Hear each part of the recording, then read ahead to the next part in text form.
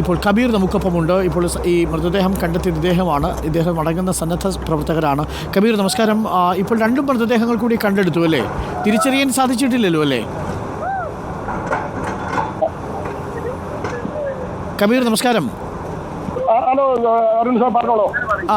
നമ്മളിപ്പോൾ കണ്ടെടുത്ത മൃതദേഹങ്ങൾ പുരുഷൻ്റെതാണോ സ്ത്രീയുടേതാണോ? ഒന്ന് പുരുഷന്റെ സാർ, പിന്നെ രണ്ടാമത്തെ നമ്മൾ ഒരു മരത്തിന്റെ ഇടയിലാണ് ഉള്ളത്. ആ മരങ്ങൾ മാറ്റണം. ഞങ്ങളിപ്പോ ഇവിടെ എത്തിപ്പെട്ട് 4 പേരേ ഉള്ളൂ. അത് നമ്മളിപ്പോ പാലം പണി ബ്രിഡ്ജ് പണി നടക്കുന്നുണ്ടല്ലോ. അല്ല, അത് എവിടെയാണിത്? ഈ ചൂരൽമല വില്ലേജ് ഓഫീസിന്റെ അടുത്തല്ലേ?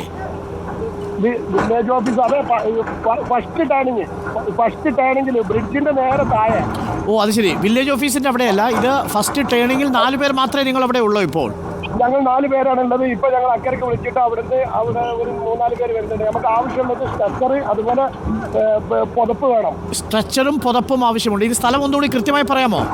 കൃത്യമായി പറഞ്ഞാൽ നമ്മൾ ബ്രിഡ്ജ് ഉണ്ടാക്കുന്ന അവിടെ നിന്ന് പിന്നെ പാലം പണി നടക്കുന്നതിന് നേരെ ഫസ്റ്റ് ബെൻഡ്, ബ്രിഡ്ജ് ഉണ്ടാക്കുന്ന സ്ഥലത്തുനിന്ന് നേരെ അവിടെ നിന്ന് കാണുന്ന ഫസ്റ്റ് ടേണിംഗ് ഉണ്ടല്ലോ, വെള്ളം കുത്തിവലിച്ച് പോകുന്നത് താഴേക്ക്.